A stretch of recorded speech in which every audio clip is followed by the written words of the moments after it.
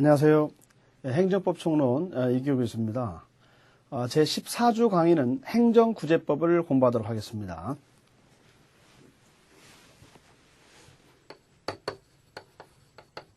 행정구제법의 문제죠. 우리가 앞에서 공부할 때 그 행정법이라고 하는 것은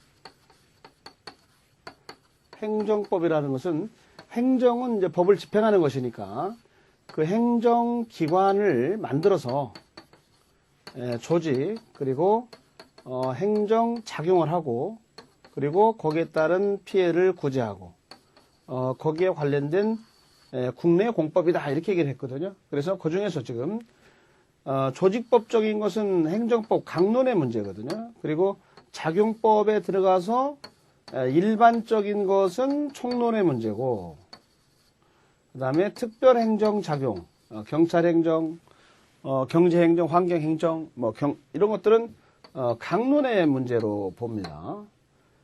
그리고 행정구제법은 총론의 문제로 보거든요. 그래서 지금 우리는 공부를 쭉 하고 지금 구제법 쪽에 총론 부분들을 공부를 하게 된다는 것이죠. 자, 그렇다면은 행정구제법은 어떤 걸로 이렇게 나눠볼 수 있느냐? 그러면은 먼저 사전구제가 있어요. 사전구제. 피해가 발생하기 전에 미리 그걸 예방하고 구제하는 것을 사전구제라고 얘기할 수가 있습니다. 두 번째는 사후구제가 있습니다. 사후구제. 사고 치고 난 다음에 구제해 주는 것을 말합니다. 그리고 세 번째는 헌법소원이 있습니다. 헌법소원. 이것들 중에 사후구제 하나이기도 하지만 별도로 끄집어내서 얘기하는 경우가 일반적입니다. 그래서 이렇게 세 가지로 나눠서 얘기를 할 수가 있어요. 그렇다면 사전구제라고 하는 것은 뭐냐? 잘못된 행정처분을 미리 막아보자는 것이죠. 그래서 예를 들면 의견 기회를 주고 얘기를 들어보자는 거죠. 들어본다. 청문, 들을 정자, 들을 문자. 의견의 진술 기회를 준다. 의견 기회를 준다. 이런 것들. 또 무슨 공청회 같은 것도 한번 개최를 해본다. 이런 것들은 사전구제적 개념인 거죠. 그 다음에 사후구제. 피해를 입고 나서 구제하는 것을 말하죠. 여기에서는 행정상의 손해전보제도. 전보라는 말은 메꿔준다는 거죠. 메워준다는 것을 전보라고 그래요. 그 다음에 쟁송제도. 다투는 걸 쟁송이라고 그래요. 이런 것들을 생각해 볼 수가 있어요. 그래서 이 손해전보, 메꿔준다 이거예요. 그게는 손해배상, 어떤 불법한 침해에 대한 배상, 또 공무원의 직무상 불법행위, 그리고 영조물 관리 설치하자. 그 국립소관에서 공부하다가 천정에서 뭐가 떨어져 다쳤다. 그럴 때 손해배상 이런 문제가 제기될 수 있고요. 그 다음에 손실보상, 보상, 이거는 적법한 침해인데 그것이 특별한 희생을 강요됐을 때 이거는 안 된다는 거죠. 보상을 해주라는 거죠. 그 다음에 행정쟁송, 다툰다는 얘기입니다. 그럴 때는 행정기관에서 심판을 봐주는 것은 행정심판이라고 그러죠.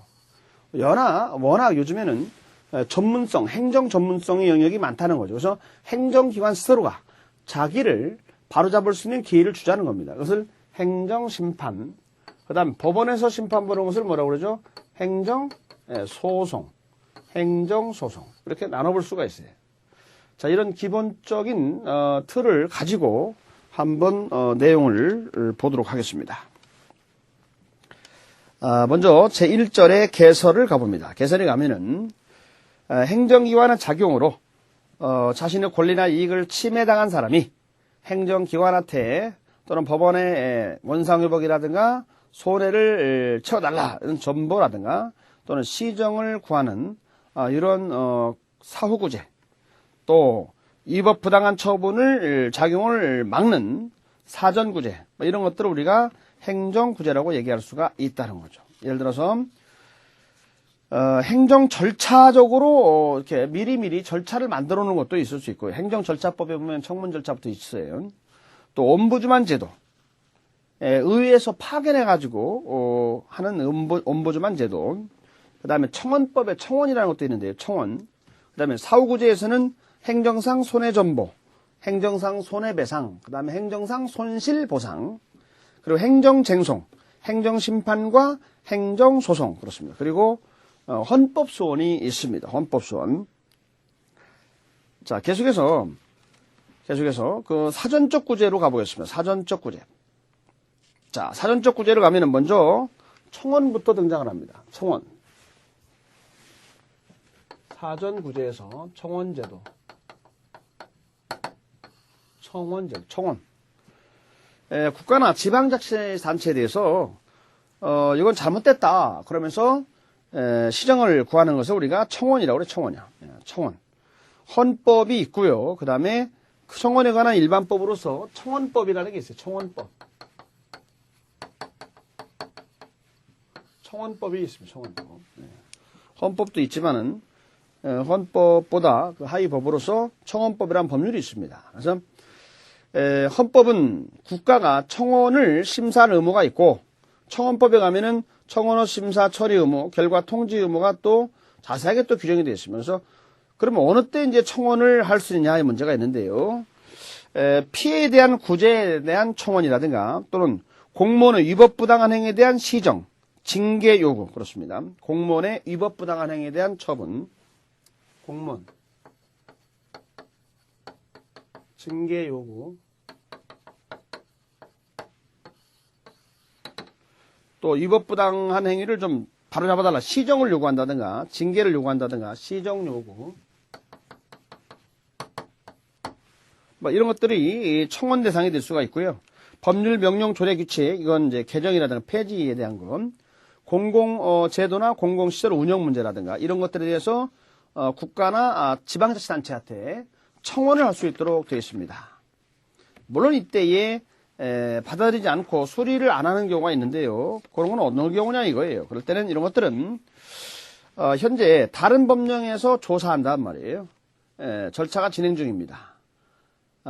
행정심판이라든가 재판이라든가 검찰 수사라든가 이런 것들이 진행 중이란 말이죠. 그럴 때는 청원을 수리하지 않는다는 것이죠. 그 다음에 허위사실을 타인으로 하여금 형사처벌을 받게 할 목적으로 한다는 것, 중상모략, 안 된다는 거죠. 이런 것들도 수리를 안 한다는 겁니다. 그 다음에 사생활에 관련된 것들은 청원사항이 아니라는 거죠. 사생활. 그 다음 청원인의 성명, 주소 이런 것들을 불분명하게 했을 때 역시 내용이 또 불분명하거나 주소 성명이 불분명하다. 이럴 때는 역시 수리를 안 한다는 얘기입니다. 그래서 청원 문제에서는 사유가 공무원이 잘못됐다.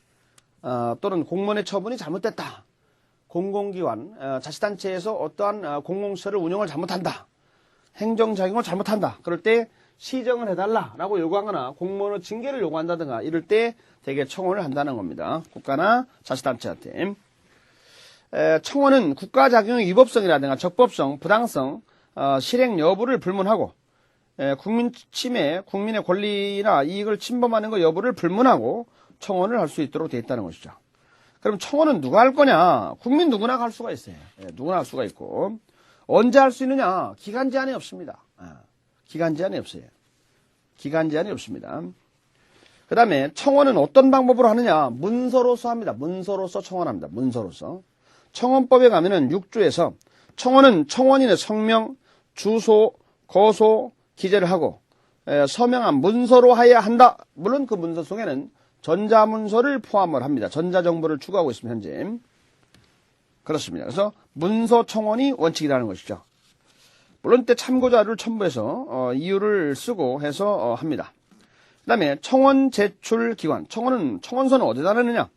청원사항이 있으면 그 청원사항을 관장하는 해당 기관에다가 제출하도록 되어 있습니다. 그 다음 반복 청원.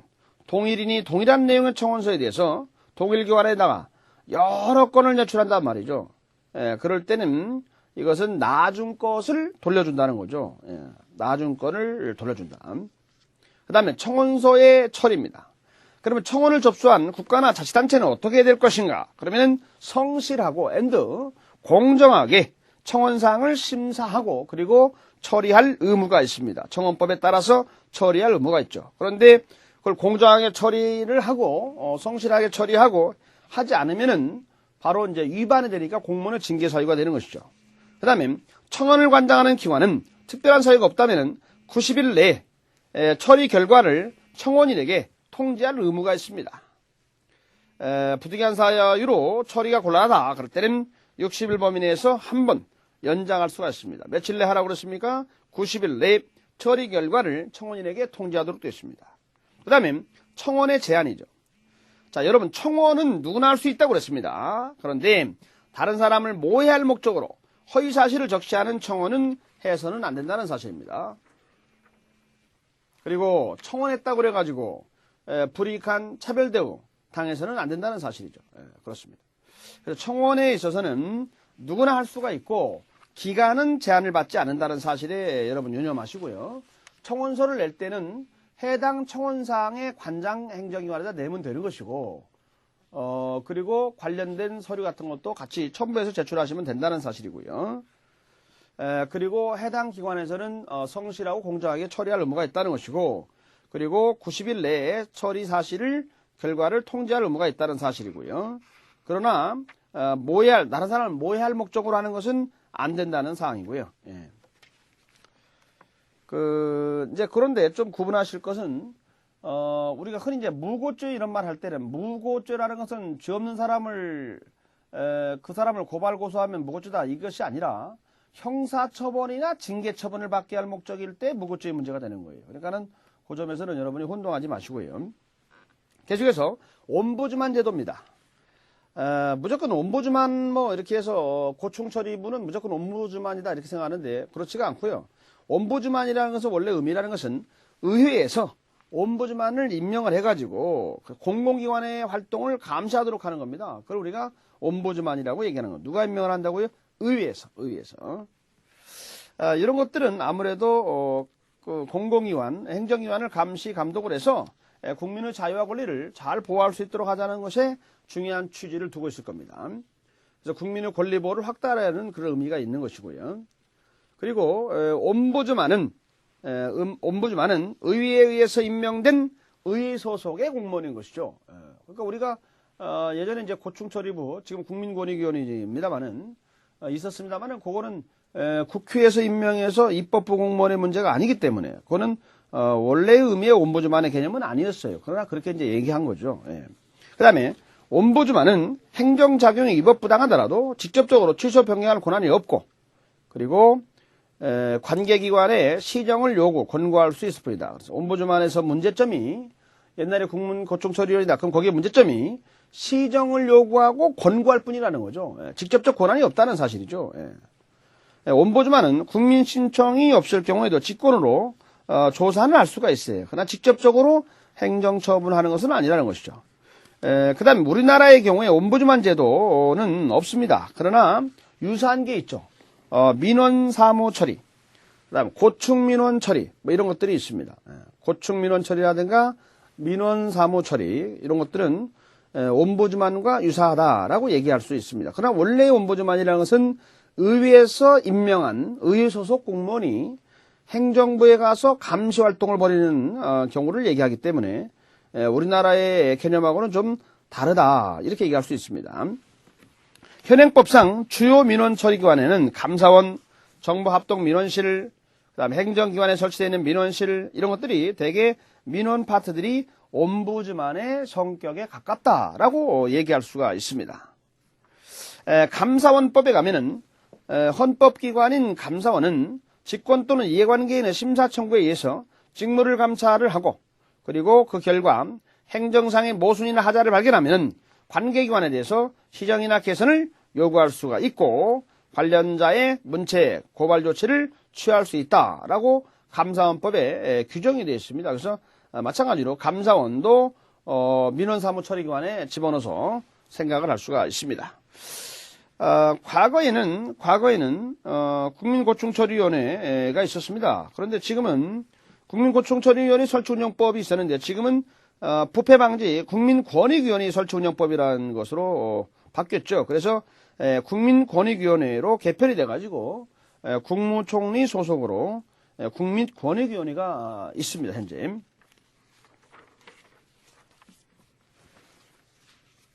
그래서 그 국민권익위원회에서 국민의 이제 고충 처리 민원, 이런 민원을 처리를 하고, 그다음 불합리한 측면이 있는 행정제도를 또 개선을 하고, 부패를 또 막고 말이죠. 그리고 효율적으로 규제를 하고, 그렇게 해서 국민의 기본적인 권익을 보호하고, 행정의 적정성도 확보하고, 청렴한 공직 분위기, 사회 풍토 확립 이런 데 핵심적인 목표를 두고 이게 이제 활동을 하고 있죠, 현재. 국무총리 소속으로 국민권익위원회가 설치가 되도록 이렇게 되어 있습니다, 법에. 그다음 지방자치단체는, 그러니까 국민권익위원회가 국무총리 소속에는 둔다는 말은 필수기관이라는 얘기고요. 지방자치단체에서는 이런 국민권익위원회처럼 이런 것을 고충처리위원회를 둘 수 있도록 의무적 기관으로 법에 되어 있습니다. 지방자치단체에서는 시민고충처리위원회를 둘 수 있다 이렇게 되어 있거든요. 둘 수 있다. 그리고 이제 국민권익위원회는 위원장 한 사람 포함해서 15명 이렇게 위원이 있고요. 임기는 3년으로 되어 있고 1차 연임 가능하고요.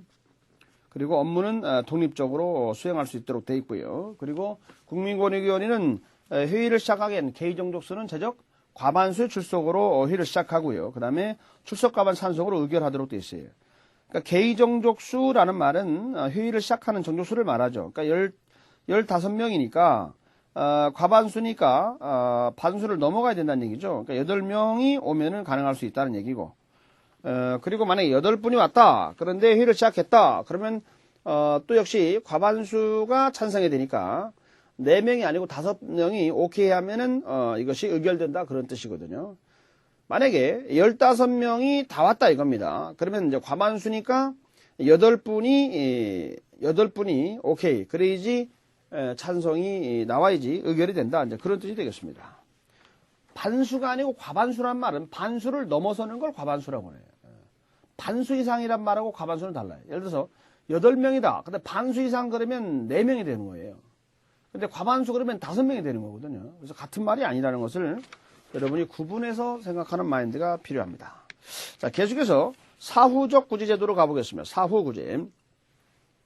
사후구제에서는 아까 손해배상 문제, 그다음 손실보상 문제 합해서 손해전보제도라고 그랬어요. 행정상 손해전보제도. 먼저 손해배상 문제가 나왔습니다. 손해배상은 공무원이 직무상 불법행위를 했다는 거죠. 경찰이 불법으로 사람을 연행을 했다, 뭐 이런 식으로. 그래서 직무상 불법행위를 했다. 또 영조물 관리 설치하자. 국립도서관에 무너져가지고 사람이 다쳤다.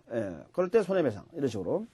공공영조물의 설치 관리 하자로 인해서 개인에게 손해가 발생하면 국가나 공공단체가 손해를 배상하는 것을 우리가 행정상 손해배상이다라고 얘기합니다.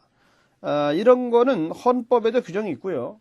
국가배상법에도 역시 규정이 있습니다. 그러면 손해배상과 손실보상 개념 파악을 위해서요. 제가 박스로 한번 정리를 해봤습니다. 먼저 본질적으로 손해배상이란 말이 나오면 위법 또는 불법이란 말이 나옵니다. 행정기관의 위법 또는 불법 이런 말이 나오고요. 그 다음에 손실보상이란 말은 적법한 침해예요. 뭐라고요? 적법한 침해. 적법 플러스 특별한 희생. 그럴 때는 보상이란 말이 나와요. 그 다음 기본 개념의 출발, 기초 이념은 손해배상은 개인주의 개념이고요. 그리고 과실책임주의. 그 다음에 손실보상은 단체주의 각한 사회적 공평부담주의. 그리고 무과실책임주의. 그 다음에 법적 근거. 배상은 헌법하고 국가배상법이 있어요. 행정상 손해배상에 관한 일반법이다 그렇게 얘기할 때는 국가배상법이 딱 나와야 됩니다. 그다음 손실보상은 일반법이 없고요. 헌법하고 기타 개별법들이 있습니다. 그 다음에 청구권의 성격이에요. 손해배상 청구권은 뭐냐? 성격이. 그럴 때는 판례는 사건으로 봅니다. 다수설은 공권으로 봅니다. 손실보상의 성격이 뭐냐? 판례는 사건으로 봅니다. 그러나 다수설은 공권으로 봅니다. 자, 이거 조심하시고요. 자, 판례 입장에서는 행정상 손해배상과 행정상 손실보상을 모두 다 전부 다 사건으로 보고 있습니다. 사건을 본다는 얘기는 뭐냐? 민사소송으로 가자는 얘기입니다. 그 다음에 양도 압류 금지입니다. 행정상 손해배상에서 손해배상 청구권은 양도 압류를 금지한다 이거예요. 그러나 손실보상에서는 양도 압류를 손실보상 청구권은 양도 압류를 할 수 있다는 얘기입니다. 그 다음에 청구권 발생 원인이에요. 손해배상 문제는 위법 유책이란 말은 책임이 있다는 얘기죠. 고의과실이 있다는 얘기입니다. 그래서 위법 유책한 공무원의 직무상행 과실책임, 그 다음에 공공영주물의 설치관리상 하자 무과실책임 두 가지로 나눠볼 수가 있고요. 손실보상의 경우는 적법한 침해란 말이에요. 그런데 그 사람한테만 특별한 희생을 강요하면 안 된단 말이죠. 따라서 적법한 침해 플러스 특별한 희생이 있다. 이럴 때 우리가 손실보상이란 말을 써요. 그 다음에 보상기준 문제에서는 가해 행위와 상당 인과관계에 있는 모든 손해를 보상해주자는 얘기고, 손실보상의 문제에서는 정당한 보상, 완전 보상을 얘기하고 있어요. 그 다음에 손해배상에 대해서는 재산피해만 인정할 것이 아니고 정신피해를 다른 말로 위자료라고 그래요. 위자료. 그래서 위자료 손해도 배상하도록 하고, 손실보상은 정신피해는 들어가지 않고 재산상의 피해만 한정해서 보상을 합니다. 그 다음에 손해배상은 전보하는 메워주는 방법은 금전배상 원칙이고요. 손실보상도 금전보상을 원칙으로 하되 예의를 인정한다는 얘기고요. 그 다음에 청구 절차. 손해배상에서는 배상심의의 결정을 거쳐서 법원으로, 손실보상의 경우는 협의를 하고 또는 재결 그리고 행정소송으로. 그 다음 책임자. 손해배상은 국가나 공단체라고 나와 있는 건 헌법이고 법률에는 국가나 자치단체가 나와 있습니다. 따라서 손해배상에서는 국가, 공공단체, 지방자치단체 이렇게 생각하시면 되는 거예요. 그 다음 손실보상의 문제는 국가, 공공단체, 그 다음에 공무사사행, 공무를 위임받은 개인도 역시 손실보상의 주체가 책임자가 된다는 것입니다. 그 다음에 양자의 공통점은 행정상 손해전보제도이고 그리고 사후구제제도의 하나라는 사실이 공통적인 측면이라고 얘기할 수가 있습니다. 그 다음에 자, 그렇다면 우리나라는 어떠한 측면이 있느냐, 우리나라의 국가배상제도에 대한 얘기를 한번 같이 보도록 합니다.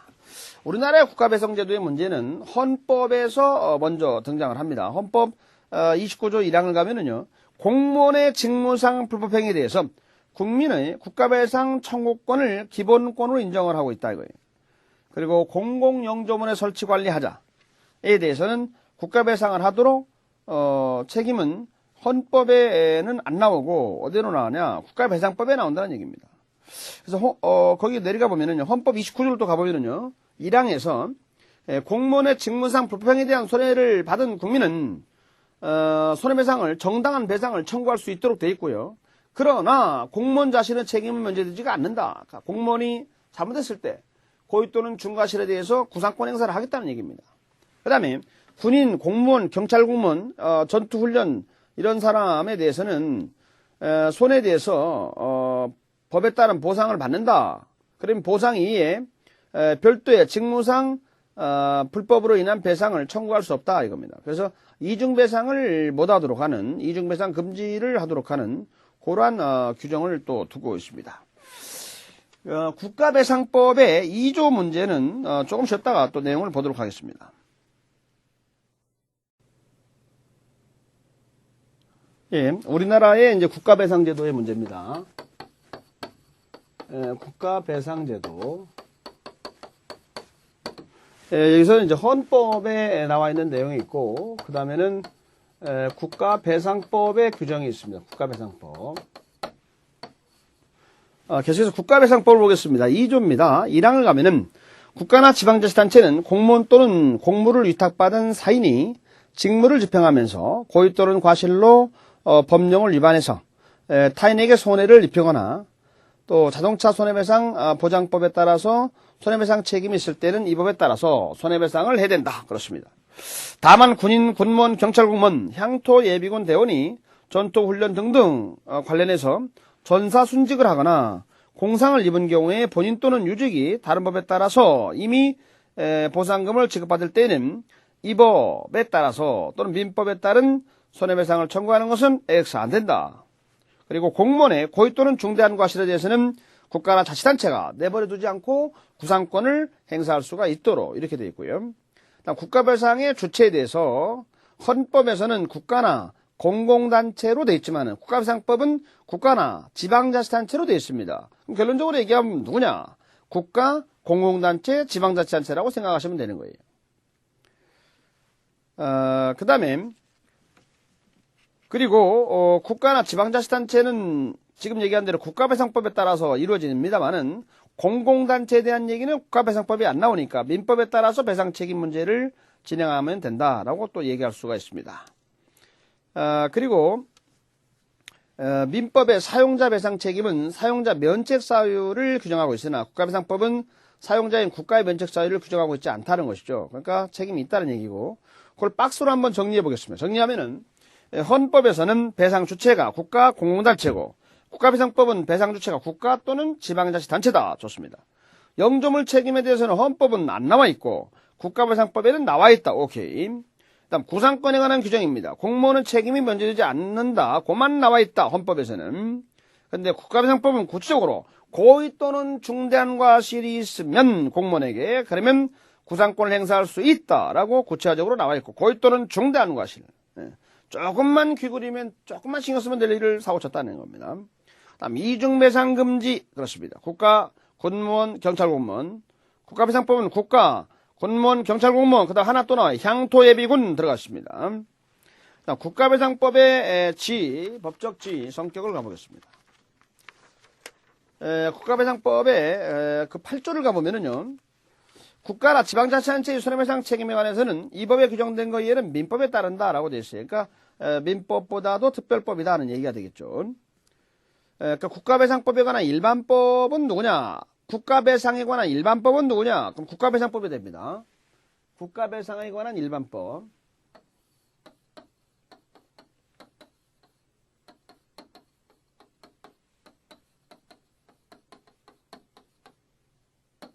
일반법, 그러면 이건 국가배상법이 되는 것이고, 그리고 그 다음에 이제 없으면 이제 민법으로 간다는 얘기죠. 그러니까 국가배상법보다도 더 또 특별한 법이 생길 수가 있어요. 그 개별적인 규정이 있으면은 그 없으면은 국가배상법이 적용되고, 그것도 없으면 민법으로 간다 이렇게 되는 거죠. 그리고 무과실 책임을 인정하는 경우도 있다. 자동차 손해배상 보장법이라든가 원자력 손해배상법, 공무원연금법, 산업재해보상보험법 이런 것들은 무과실 책임을 인정하고 있습니다. 그 다음에 배상 책임의 범위, 손해배상의 경감, 정형화에 그런 규정이 있는 법도 있는데 그리고 우편법이라든가 전기통신사업법이라든가 이런 것들이 거기에 있다는 거죠. 자, 그럼 국가배상법에서는 어떠한 내용이 있느냐 이거죠.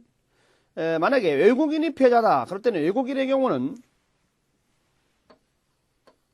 외국인일 때는 상호주의를 적용합니다. 상호주의. 상호주의라는 것은 우리나라의 규정도 물론 중요하지만 그쪽 나라가 우리나라 사람의 경우에 똑같이 손해배상이 있다라고 하면 우리도 배상을 하고 그쪽 나라가 우리나라 사람에 대한 배상이 없다고 하면 우리나라도 배상 안 한다는 것입니다. 그걸 우리가 상호주의라고 그래요. 상호주의 원칙, 국제법상의 원칙입니다. 그래서 국가배상법에 그러한 내용들이 명문화되어 있다는 얘기입니다. 그 다음에 주한미군에 대한 또 카투사 군인 있죠. 그런 사람들의 공무집행 행위 그리고 이들의 소유, 점유, 관리하는 시설, 설치, 관리하자로 인해서 피해가 있다라고 할 때는 대한민국에 대해서 배상을 청구할 수 있다 이겁니다. 소파,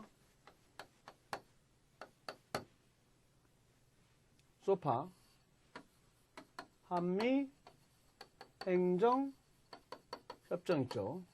거기에서 주한미군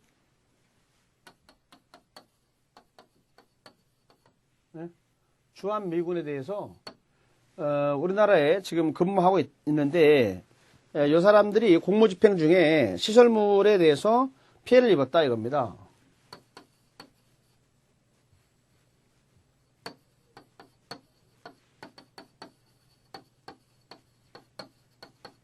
그러면 이게 우리나라 시설물이니까 우리가 우리나라 법에 따라서 배상을 해야 된다는 얘기입니다. 그러니까 근무하고 공무 중이라는 개념이죠. 공무 중의 경우는. 그래서 설치 관리 하자가 있어서 문제가 되면은 배상할 책임이 있다라고 하는 것이 한미행정협정 소파에 그런 이제 규정이 있다는 얘기입니다. 예. 우리가 그 주한미군이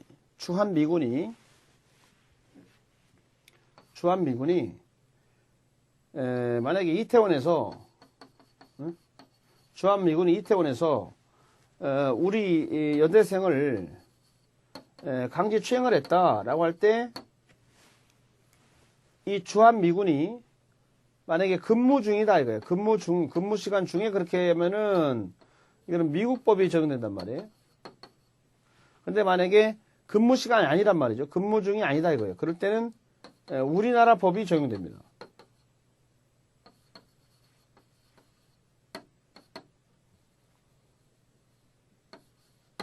이렇게 되어 있습니다. 그러니까 여기도 마찬가지로 공무 중에 그 피해를 입었다 그럴 때 이제 우리나라 법에 따라서 우리가 이제 배상해야 되는 문제다 이렇게 이제 얘기를 하는 거예요. 그게 이제 소파의 이제 규정이라는 얘기입니다. 한마디로. 그 다음에 행정상의 손실보상입니다. 손실보상. 행정상 손실보상 문제죠. 보상. 행정상이란 말은 행정기관을 말하는 것이고 그다음 손실에 대해서 보상을 한다면 보상. 그러니까 이거는 불법이 아니고 적법한 침해라는 얘기고 그다음 플러스 그 사람한테만 특별한 희생을 강요하면 안 되니까 특별한 희생이 있다는 얘기고 그래서 적법한 침해가 있고 그 다음에 특별한 희생이 있다. 그럴 때는 보상이라는 걸 해야 된다는 거죠. 보상. 배상이 아니고 보상.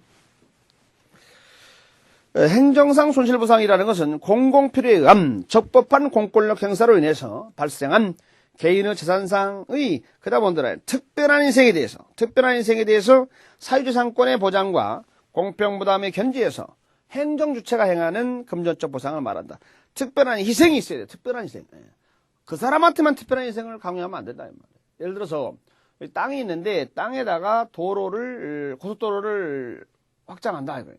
그러면 갑이란 사람 땅을 침범하는 고속도로 확장도 적법한 행동이지만 그 갑이란 사람만 특별한 희생을 강요하면 안 된다는 거죠. 그렇기 때문에 보상을 해야 된다는 얘기입니다. 보상. 자, 이것은 사건이냐 공권이냐 판례는 뭐라고 그랬어요? 사건설. 다수로 뭐라고 그랬어요? 공권설. 그럼 사건이라고 본다는 얘기는 무슨 소송으로 가자는 얘기입니까? 민사소송으로 가자는 얘기예요. 민사소송. 그 다음에 행정상 손실보상의 근거입니다. 여러 가지 견해가 있어요. 기득권설, 은혜설, 공평부담설 여러 가지가 있지만은 특별한 희생을 강요하면 안 된다. 따라서 특별희생설이 동설이에요. 특별희생설. 실정법에서는 손실보상에 대해서 헌법 23조가 있고요. 그 다음에 개별법이 있어요. 공익사업 토지취득보상법이라는 법률이 있습니다. 도로법, 하천법, 국토이용법이 있습니다. 헌법 23조를 가보겠습니다. 헌법 23조를 가면 1항에서 모든 국민은 재산권을 보장한다.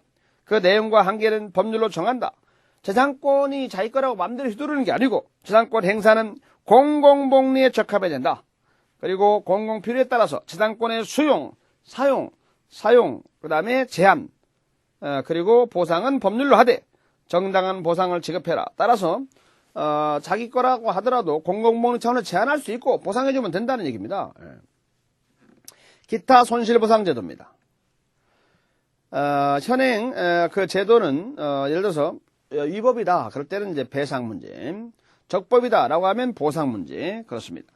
그런데 법률이 재산권에 대한 공적 침해 규정을 하면서 법에 보면은 법률이 있으면은 재산권에 대해서 사유재산에 대해서 어떤 침범을 하는 규정이 있어요. 그럼 거기에 대한 보상에 대한 규정을 하게 되어 있는 겁니다. 원래. 그런데 그 개별법이 보상 규정을 갖지 않고 침범하는 규정만 있다 이거예요. 그러면 이걸 어떻게 할 거냐 이거죠. 그럴 때에 그러한 위법 무책한 그러한 침해에 대해서 피해자의 구제 그리고 적법한 공권력 행사에 의한 비의욕적 부수적 결과로의 침해 그렇습니다. 여기에 대해서 이걸 어떻게 할 것인가의 문제가 이제 중요한 논란이 되는 거죠. 그래서 여기서 이제 우리가 수용 유사적 침해라는 말이 있고 수용적 침해라는 말이 등장을 합니다.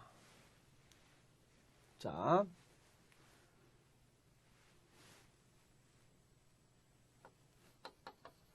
한마디로 적법한 침해는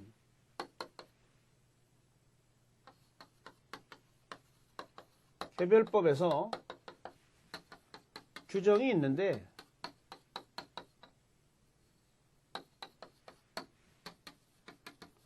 보상 규정이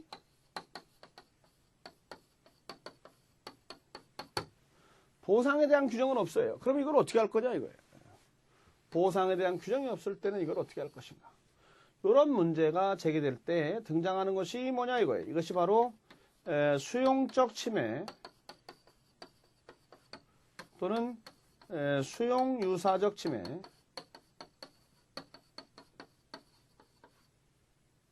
수용적 침해라는 침해 이론이 있고 수용유사적 침해라는 이론이 있고 그렇습니다. 그래서 수용적 침해 문제와 수용유사적 침해 이론이란 말이 등장을 하게 되는 것이죠. 그래서 자, 이걸 어떻게 할 것인가 문제인데요. 먼저 수용유사적 침해란 말이 되냐면 수용유사적 침해. 자, 수용적 침해 이런 말이 있는데요. 수용적 침해는 수용 받아들인다는 얘기입니다. 그러니까 수용적 침해의 경우는 적법한 행정작용, 적법한 행정작용에 의해서 타인의 지상권을 침해한다는 겁니다. 예를 들어서 지하철 우리 공사 아마 여러분 질렸을 겁니다. 지하철 공사를 해가지고 이게 엄청 장기적으로 시행이 되죠. 그래서 장기화되면서 그 가게들이 아예 영업을 못합니다. 이런 것들은 지하철 공사를 하는 것도 적법이지만은 영업을 못하는 사람도 이건 문제가 아닐 수 없어요. 이럴 때 적법하지만은 부수적으로 타인의 지상권을 침해할 때 이걸 뭐라고 하느냐? 수용적 침해라고 합니다. 수용적 침해. 수용적 침해. 이런 걸 수용적 침해라고 하고 그 다음에 수용유사적 침해입니다. 이거는 적법이 아니고 위법입니다. 위법. 위법한 공용침해로서 보상에 관한 요건이 결여되어 있는 그런 침해를 말하죠. 예를 들면 국토계획이용법에서 여러 가지 그 자기 거지만 마음대로 못하도록 되어 있어요. 개발 제한 구역이라든가 이런 걸 정해놓으면은 규제가 따르면 당연히 땅값이 떨어지게 됩니다. 그래서 개발 제한 구역으로 지정돼 가지고 묶여져 있어요. 그러나 그렇게 해서 뭐 엄청난 기간은 지났는데도 불구하고 아무런 보상 규정이 없어요. 그래서 보상을 못 받고 저작권 침해를 많은 불이익을 당하는 사례들이 있습니다. 이런 문제가 제기됐을 때 등장하는 것이 뭐냐면 수용유사적 침해입니다. 수용. 네? 수용. 이거는 뭐라고요?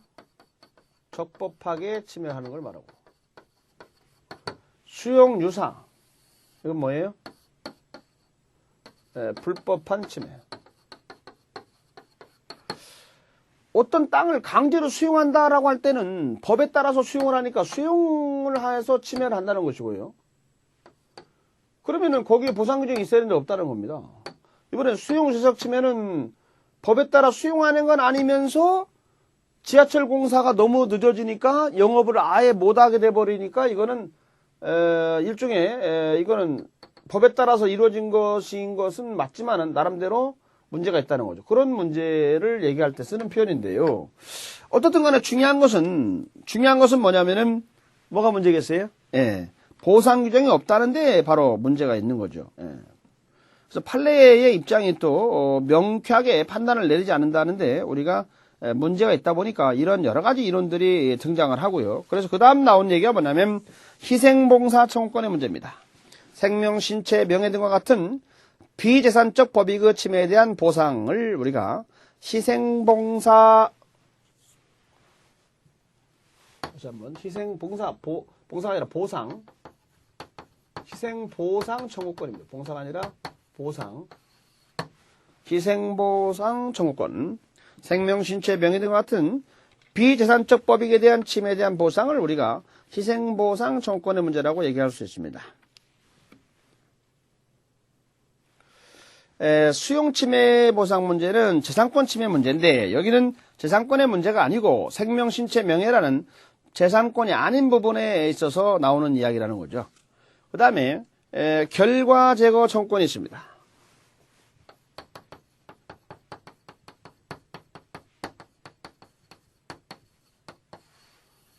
결과 제거 청구권. 위법한 행정작용의 결과로서 남아있는 상태로 인해서 자신이 법적인 이익을 침범당하고 있다. 그렇습니다. 그러니까 행정기관에서 나서가지고 위법 상태를 제거를 해서 원상회복을 해줘라. 이런 걸 결과제거 청구권이라고 얘기를 합니다. 예를 들면 개인 토지에 시에서 쓰레기를 방치를 했다든가 토지를 강제로 수용하기로 했다가 그 수용 제기를 취소가 되는데도 사업 시행자가 토지를 반환하지 않는다라든가 이런 것들이 바로 결과제거 청구권의 문제가 됩니다. 계속해서 그 행정 쟁송의 문제입니다. 이번엔 행정쟁송 문제.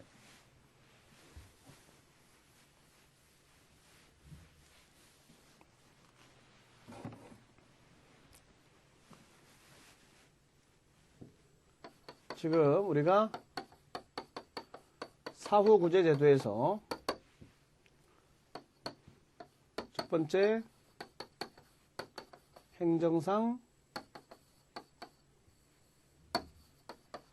손해전보제도, 그 다음에 손해전보제도에서 배상제도, 그리고 행정상 손실보상제도, 그 다음 이어서 행정쟁송제도,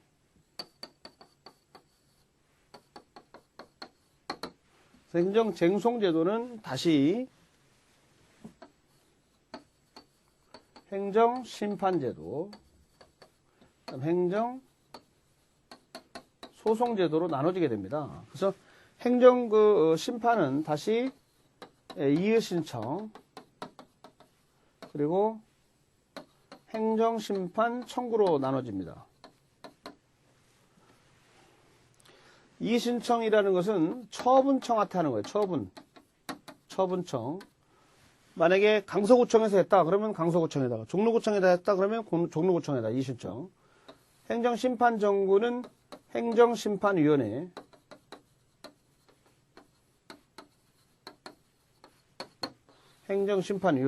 예. 예를 들어서 서울시에서 할 때는 서울시 행정심판위원회에다가 심판을 청구한다는 얘기고요. 행정소송은 법원, 아시죠? 행정법원, 우리 지금 행정법원이 있습니다. 행정법원, 2심은 고등법원, 그 다음에 대법원 가죠. 행정소송 문제고. 자, 그렇다면 이런 이제 행정쟁송법입니다. 행정쟁송법이라는 단일 법률이 있는 게 아니고 행정심판법하고 행정소송법이라는 법률을 합해서 행정소송법 또는 행정소송제도 이렇게 얘기를 하는 거예요. 예. 그래서 어떤 친구는 행정쟁송법을 가서 법률을 찾아보고 없다고 그러시는 분이 있었는데 그런 법률이 있는 게 아니라 행정심판법이라는 법. 예. 옛날에 이제 심판법은 옛날에 이제 소원법이라고 있었는데 소원. 예. 근데 지금은 소원법이 아니고 행정심판법이거든요. 예. 그리고 행정소송법이라는 법률이 있습니다. 그래서 이 두 가지를 합해서 행정쟁송법이라고 그러죠. 예. 그리고 이게 이제 요쪽 부분은 이제 노무사 시험에서 나오는 그런 내용이 되겠습니다. 행정쟁송제도의 문제입니다. 예. 먼저 행정심판이 있고 제가 박스로 한번 정리를 해봤어요. 그다음 행정소송이 있다. 행정심판은 다시 항고심판, 당사심판, 그리고 항고심판은 다시 일반항고심판, 특별항고심판, 그리고 일반항고는 다시 취소심판, 무효확인심판, 의무이행심판. 의무이행심판 중요합니다. 자, 행정심판에서는 의무이행심판이 있어요. 그러나 행정소송에서는 의무이행소송이 없습니다. 그 점에서 주의를 하셔야 됩니다. 그 다음에 그 행정소송으로 가면은 주관적 쟁송, 객관적, 그 다음에 항고소송이 있고 당사소송이 있고 민중소송이 있고 기관소송이 있습니다. 항고는 다시 법적 항고소송, 법이 정해져 있는, 그 다음 비법정, 법이 정하지 않는 그런 항고소송, 무명항고소송이라고 그러죠. 법이 정해져 있는 항고소송에는 취소소송, 무효확인소송, 부작위본 항고소송이 있습니다. 자, 그렇다면 행정쟁송제도입니다. 그럼 행정쟁송의 개념 가봐요. 행정쟁송, 행정기관의 행동에 대해서, 작용에 대해서 다투는 것을 쟁송이라고 하는 거죠. 예. 사후구제로서. 그러면 이런 행정쟁송을 둔 이유는 뭐냐? 권리를 구제해주자는 겁니다. 구제하자. 이 법 부당한 행정작용에 있어서 국민의 권익이 침범당한다. 구제해주자. 그 다음에 부속으로는 행정통제. 법치행정이니까 행정통제, 컨트롤 하자는 것이 부수적인 기능이라고 볼 수가 있습니다. 자, 행정쟁송의 여러 가지 유형들이 있습니다. 항고쟁송, 당사자 쟁송이 있어요. 항고라는 것은 이미 발생한 행정처분의 위법 부당을 주장을 해서 취소나 변경을 구하는 것을 항고쟁송이라고 그래요. 항고쟁송. 그 다음 당사자쟁송이 있어요. 당사자가 대등하다는 겁니다. 그래서 법적 분쟁이 있다. 그 분쟁 해결하기 위한 쟁송을 말하는 것이고요. 손실보상 청구 소송 등등. 그 다음에 주관적 쟁송이 있고 객관적 쟁송이라는 게 있습니다. 주관적 쟁송이다. 주관적이라는 얘기는 그 당사자가 개인의 권익구제를 직접 목적으로 하는 경우를 말합니다. 항고가 있고 당사가 있어요. 그 다음에 객관적이다는 얘기는 개인의 권익구제의 문제가 아니고 행정법규의 객관적인 적법성, 공익보 이런 것을 직접 목적으로 하는 걸 말합니다. 민중소송이라든가 또는 기관소송이라든가 이런 것들이 있어요. 민중소송, 선거소송 같은 거, 기관소송, 기관끼리 누구 권한이냐고 다투는 거예요. 예를 들어서 서울시장하고 서울시의회가 서로 다툰다든가 이런 것들을 얘기합니다. 서울시가 서울시장이 서울시의회를 피고로 해서 대법원에다가 기관소송을 제기한다. 이런 걸 얘기합니다. 그 다음에 시심적 쟁송이라는 게 있고 복심적 쟁송이라는 게 있습니다. 시심이라는 말은 시작이라는 얘기죠. 따라서 법률관계 형성이나 존재 여부에 관한 1차적인 행정작용이 쟁송 형식으로 이루어지는 것을 말합니다. 당사자 쟁송이 있습니다.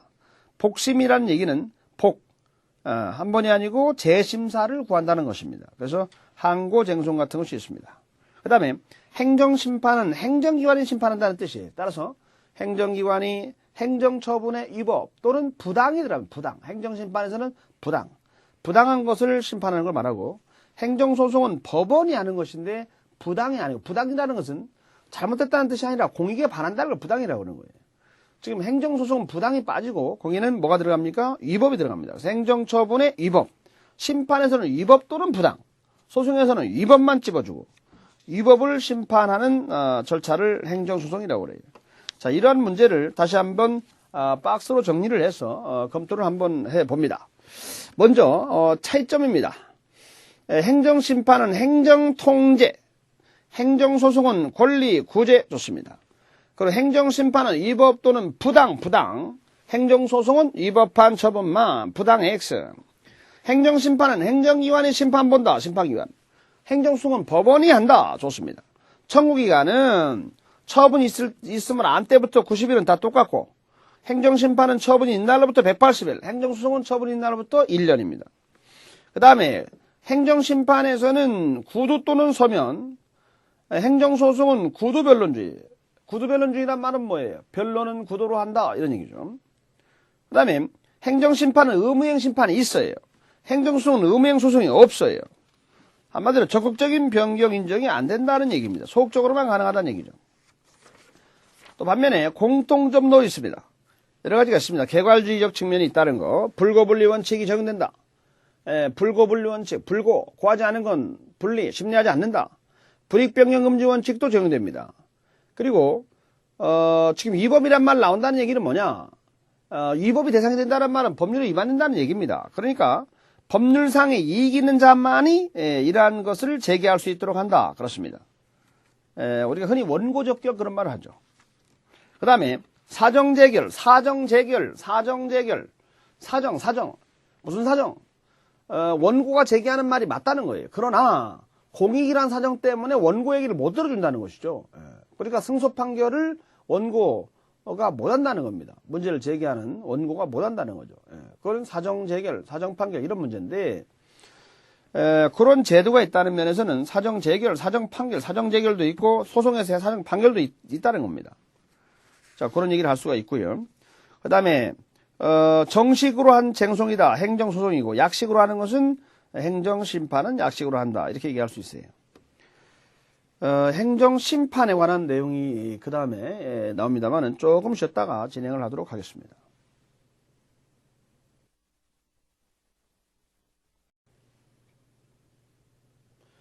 계속해서 그럼 행정심판의 의부터 그 내용을 보도록 하겠습니다. 행정심판 문제.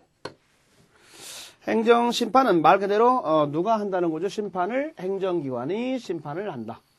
그리고 위법만이 아니고 부당한 처분, 위법 또는 부당. 위법만이 아니고 부당. 부당이라는 것은 공익에 반한다. 이거. 공익에 반한다. 그 대해서도 심판을 한다 이거죠. 행정기관에 의한 심판이라는 것이 중요한 핵심이고요. 그런 내용들이 거기 쭉 나왔는데요. 그 의 개념에서 청원이라든가 이런 것들 비교하는데 한번 읽어보시기 바랍니다. 그 다음에 행정심판의 연역이 나옵니다. 옛날에 이제 행정심판이라는 소원법이라는 게 있었습니다만은 지금은 이제 행정심판법이라는 법으로 있고요. 그리고 행정심판 전치주의를 하다가 행정심판 거쳐라 그래야지 소송한다라고 전치주의를 하다가 이걸 바꿔가지고 행정심판 임의주의 거칠 수도 있고 안 거칠 수도 있도록 해놨습니다. 그러니까 행정심판 임의주의를 원칙으로 하고 전치주의는 예의적으로 인정한다 이제 이렇게 얘기할 수가 있는 것이죠. 그리고 현재 이제 국무총리 행정심판위원회 이걸 갖다가 중앙행정심판위원회로 바꿨죠. 2010년도부터 중앙행정심판위원회.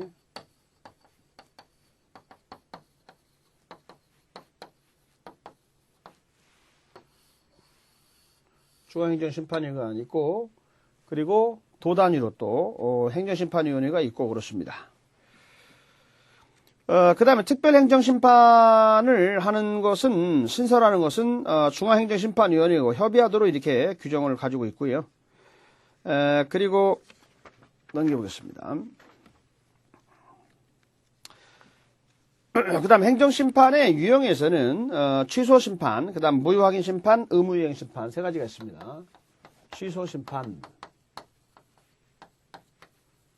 무효확인심판, 그리고 소송에는 없지만은 여기에는 의무이행심판이 있습니다. 취소심판, 무효확인심판, 의무이행심판 세 가지를 기억하셔야 되겠습니다. 세 가지로 나눠서 개념을 정리하셔야 되고요. 그리고 이제 특별행정심판이 있는데요. 특별행정심판에서는 그 공무원의 그 징계에 대한 소청심사, 그 다음에 세금에 대한 조세부과에 대한 행정심판, 특허심판 이런 것들이 있습니다. 그리고 재결에서는 각하재결, 기각재결, 사정재결, 인용재결 이런 것들이 있습니다. 그 다음에 제가 그러한 내용에 대한 자세한 것을 박스로 한번 정리를 했는데요. 한번 참고로 읽어보시기 바라고요. 계속해서 행정소송으로 가보겠습니다. 이번에는 행정소송.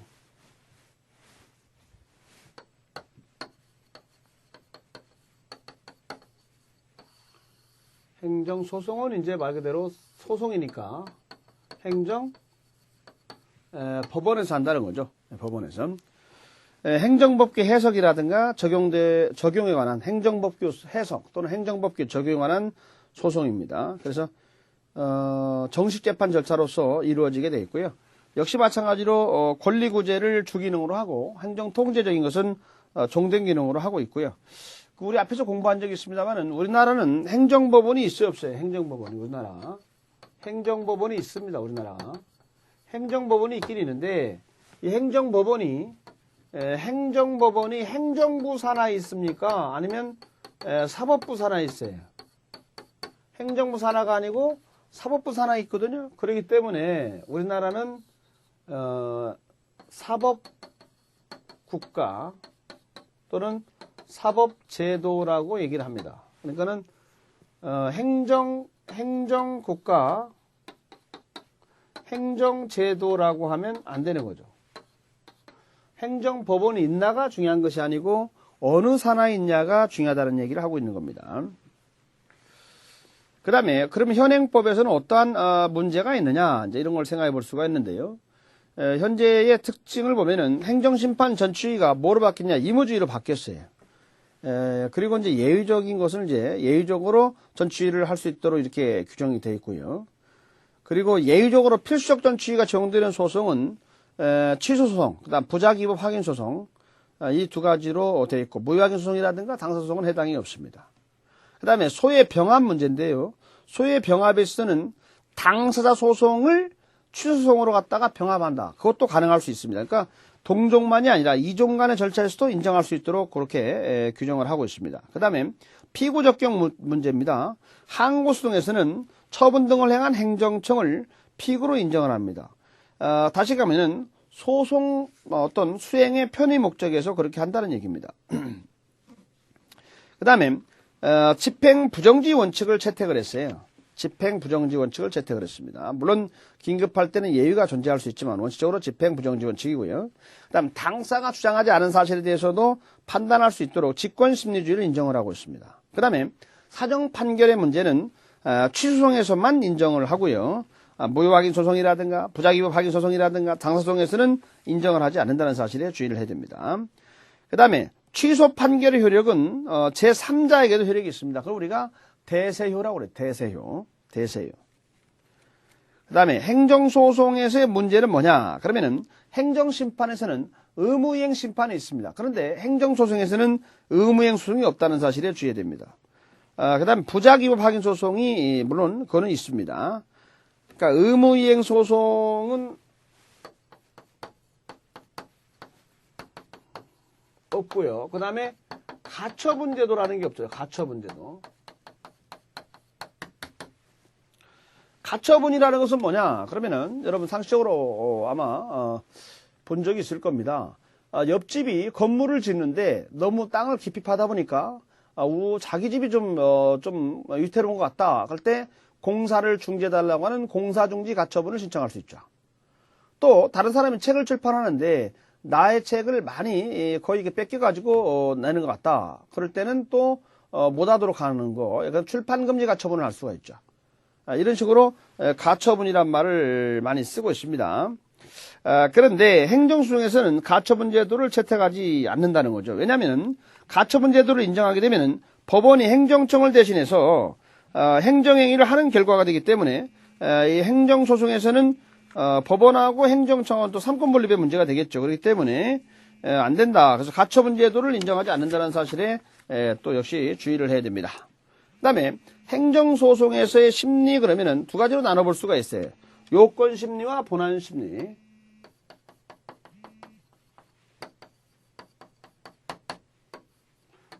요건심리하고 본안심리가 있습니다. 그래서 요건을 안 갖추면 우리가 어떻게 한다고요? 각하한다고 하죠. 각하. 그 다음에 본안심리는 이 내용이 맞는 말 같다. 그러면 인용. 말도 안 되는 소리다. 그러면 기각. 그죠?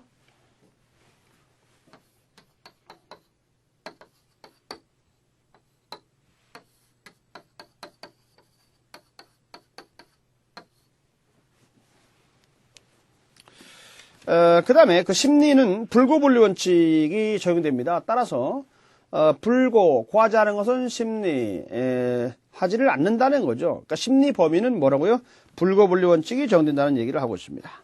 그 다음에 원고한테 자료 제출 요구권은 인정하지 않습니다. 그리고 사정 판결 제도를 인정한다는 것은 당사보호를 안 하겠다는 얘기입니다. 그래서 당사보호가 좀 약하다 이렇게 볼 수가 있고요. 단체 소송 문제가 도입이 아직 안 됐습니다. 행정소송의 유형을 가보겠습니다. 거기는 성격에 따라서는 형성의소, 이행의소, 확인의소로 나눠볼 수가 있습니다. 형성의소는 취소소송을 떠올리면 되고요. 이행의소는 현행법에서는 의무이행 소송을 인정하지 않기 때문에 당사자 소송만이 인정이 된다고 보면 되겠습니다. 그 다음에 확인의소는 무효확인 소송이라든가 부작위법 확인 소송이라든가 공법상 법률관계의 존재 확인을 위한 당사소송 이런 것들이 확인의소에 속한다고 볼 수가 있습니다. 그럼 내용으로 가보겠습니다. 거기는 항고소송, 당사소송, 민중소송, 기관소송 네 가지로 나눠볼 수가 있습니다. 먼저 항고소송입니다. 법이 정한 항고소송에는 취소소송, 행정청의 위법한 처분에 대해서 또는 재결에 대해서, 행정위원회의 재결에 대해서 취소, 변경을 구하는 소송을 취소소송이라고 합니다. 그 다음 무효확인 소송입니다. 행정청의 처분에 효력이 있다 없다 존재 여부를 확인하는 것을 무효확인 소송이죠. 부작위법 확인 소송, 부작위가 위법이라는 걸 확인하는 것을 부작위법 확인 소송이라고 합니다. 물론 이것은 법에 나와 있는 항고소송이고요. 법에 나와 있지 않는 무명 항고소송도 있습니다. 의무이행 소송이라든가 또는 금지 소송이라든가 이런 것들은 무명 항고소송에 속하는 내용이죠. 우리 법에는 아직 나와 있지 않는 내용입니다. 그 다음에는 당사자 소송이 있습니다. 처분 등을 원인으로, 아까 항고소송은 처분, 재결 같은 걸 상대로 하는 것이고 그거에 대한 취소 변경이고, 당사소송은 처분 등을 원인으로 하는 법률관계에 관한 소송이 법률관계에 관한 소송, 예. 공법상 법률관계에 관한 소송 그렇습니다. 그래서 그 법률관계 한쪽 당사를 피고로 하는 소송을 당사자 소송이라고 얘기를 합니다. 그다음 민중소송입니다. 민중, 예, 선거소송 같은 거. 그래서 국가공단체 기관이 법률에 위반된 행위를 했을 때 시정해라고 제기하는 것을 민중소송. 기관소송, 예, 서울시하고 서울시의회가 이건 내 건 아니다 그러면서 다투는 걸 뭐라고 한다고요? 기관소송이라고 그래요. 자, 다시 한번 박스로 정리를 했습니다. 행정심판은 처분 있고 90일 내에, 행정소송도 90일 내입니다. 그때의 그 90일이란 말은 불변기간을 말하고 있습니다. 그 다음에 이튿날로부터라고 할 때는 행정심판은 180일, 이건 불변기간 아니고요. 행정소송은 1년, 역시 불변기간 아닙니다. 공통점은 두 기간이 선택적이 아니기 때문에 둘 중 하나라도 경과하면은 제기를 할 수 없다는 것은 공통된 내용이 되겠습니다. 그 다음에 현행법에서의 그 나름대로의 태도입니다. 이거는 이무적 전치주의를 취하고 있습니다. 행정심판의 전치주의는 임의화 그렇습니다. 필수가 아니고 임의화. 그런데 다른 법률에서 예의적으로 필수적으로 하는 경우도 있습니다. 그래서 필수적 전치주의가 있는데요. 예를 들어서 공무원의 징계 처분이다. 그러면 공무원의 징계에 대해서 기분 나쁘다. 그러면서 공무원이 행정소송을 제기하려면 소청심사위원회의 결정을 받고 거친 다음에 하게 돼 있어요. 그러니까 이거는 필수로 거쳐라는 얘기죠. 또 이번에는 국세부가 처분이다. 그러면 국세심판원의 결정을 거친 다음에 소송을 하는 겁니다. 또 도로교통법상의 처분이다. 그러면 행정심판의 재결을 거치고 소송하라는 겁니다. 또 노동위원회의 명령이나 결정이다. 그러면 중앙노동위원회의 재결을 거쳐 소송하라는 겁니다. 이런 것들이 행정심판 임의주의에 대한 예의로서 필수적인 전치주의 규정이 있는 사례가 될 수가 있습니다. 자, 그런 개념을 떠올리면서 거기 나와 있는 교환을 보도록 하겠습니다. 현행법에서는 임의적인 전치주의를 취하고 있습니다. 이것은 취소송하고 부작위 확인 소송에서 해당되는 말이고요. 모의 확인 소송이라든가 당사소송에서는 이런 말이 적용이 안 된다는 거 기억을 하시고요. 자, 전치주의 문제를 넘어가서 거기 이제 박스로 제가 정리를 해놨는데요. 행정심판은 제기하되 재결까지는 거치지 않고 행정소송을 할 수 있는 경우가 있고요. 행정심판 자체를 아예 거칠 필요가 없는 경우로 나눠서 그 내용을 제가 설명을 쭉 해놨습니다. 참고로 한번 읽어보시고요. 그 다음에 행정소송을 통해서 이루어지는 판결이 있습니다. 그 판결은 어떻게 나눠지는가를 가보겠습니다. 그 판결을 가면은 중간 판결하고 종국 판결로 나눌 수가 있습니다. 먼저 중간 판결과 종국 판결로 나누고, 그 다음에 종국 판결은 소송 판결, 그러니까 요건의 하자를 얘기하죠. 그럴 때는 각하. 그 다음에 본안 판결입니다. 거기는 인용 판결과 기각 판결이 있어요. 지금 아까 얘기할 때 여기 각하, 그 다음에 인용, 기각 나왔죠? 똑같은 얘기예요. 각하 판결, 본안 판결은 인용 판결 받아들인다 또는 기각시킨다, 이유 없다 나눠지는 거죠. 인용 판결은 다시 형성, 확인, 이행. 또 기각 판결은 기각, 사정 판결 나눠볼 수 있어요. 사정 판결은 그 사람 얘기가 맞지만은 공익 때문에 할 수 없이 기각한다는 것이죠. 중간 판결이라는 것은, 중간 판결은 소송 진행 중에 쟁점이 되는 사안을 판결하는 걸 중간 판결이라고 그래요. 종국 판결은 소송의 전부 또는 일부에 대해서 그 해당 심급, 1심이 1심, 2심이 2심, 그것을 종결시키는 판결을 종국 판결이라고 그래요. 그 다음에 소송 판결은 소송 요건이 구비되지 않았을 때 하는 그런 각하 판결을 말하고, 본안 판결은 소송 요건이 구비됐습니다. 그러나 청구가 이유가 있냐 없냐, 이거 이유가 있다 그러면 인용 판결, 이유가 없다 그러면 기각 판결, 이런 것을 얘기하는 것이고요. 그래서 그 인용 판결 속에는 다시 형성 판결, 취소소송 같은 거, 그 다음에 확인 판결, 무효 확인 판결, 부작위법 확인 판결 이런 것들. 그 다음에 이행 판결, 이행 판결. 근데 이거는 의무이행 소송은 우리 법은 인정하지 않는다고 그랬습니다. 그 다음에 일부 인용 취소 판결 이런 게 있고요. 기각 판결, 그 다음에 사정 판결, 사정 판결, 그 취소소송에서만 인정이 되는 그런 내용들입니다. 그리고 이제 상소할 수 있어요. 사정 판결에 대해서도 불복해가지고 상소할 수가 있습니다. 원고의 청구가 이유 있다고 인정되는 경우는 처분 등을 취소하는 것이 현재의 공공복리. 자, 그 원고의 이야기가 이유가 있고 나름대로 논리적으로 맞는 말이다 이거예요. 그러나 그렇게 그 말을 받아서 행정기관의 처분을 취소하면은 현저하게 공공복리에 적합하지 않다 이거예요. 그럴 때는 원고 청구를 기각하는 그런 판결을 하는데 그런 걸 뭐라고 하느냐, 사정 판결이라고 하고 다른 말로는 특수한 경우에 기각 판결이다 이렇게 얘기를 합니다. 그러나 그 사람의 원고 얘기가 이유가 있어요. 이유가 있는데도 불구하고 공익이라는 사정 때문에 그런 거란 말이에요. 그렇다면은 법치주의니까 구제조치가 따라야 된다는 얘기입니다. 그리고 판결 주문에 위법이라는 것도 명시해주고, 그리고 소송 비용을 원래 진 사람이 내야 되는 거거든요. 그런데 소송 비용을 승소 판결을 받은 행정기관이 부담하도록 한다는 것입니다. 그런 면에서 사정 판결 나름대로의 특수성이 있다라고 얘기할 수가 있습니다. 그런 문제는 사정 판결에도 역시 공익과 사익의 비교 형량을 거쳐서 구제 조치라는 것이 반드시 있어야 되겠다는 개념을 다시 한번 법치적 관점에서 강조하는 것이라고 볼 수가 있고요. 그다음 판결은 어떤 요력이 있냐 이겁니다. 먼저 행정청을 구속합니다. 구속력 또는 기속력이라고 얘기합니다. 그 다음에 선고한 법원에 대해서는 불가변력이 발생합니다. 선고한 법원에 대해서는 불가변력이 발생합니다.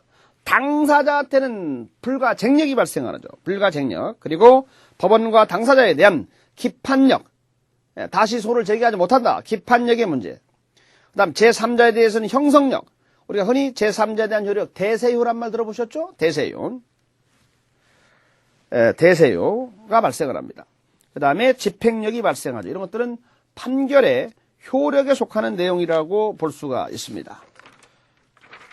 우리가 지금까지 그 행정법의 그 강론 부분을 빼고, 예컨대 행정조직법이라든가, 그리고 특별법, 특별행정법, 예컨대 경찰행정법 또는 토지규제, 환경규제, 공용부담법, 또 군사행정법, 재무행정법 이러한 그런 부분들을 빼고 행정법 총론에 해당되는 부분들을 한번 개략적으로 이렇게 훑어봤습니다. 그러나 역시 그 시간의 한계가 있고 하다 보니까 판례라든가 이런 내용들을 자세히 보지 못했습니다. 그래서 여러분이 이런 기본적인 이론을 반복해서 기출문제집을 별도로 구입하시거나 다운받으셔가지고 공부를 하셔서 여러분이 원하는 시험, 공무원이라든가 또는 자격시험에 합격하시기를 바랍니다.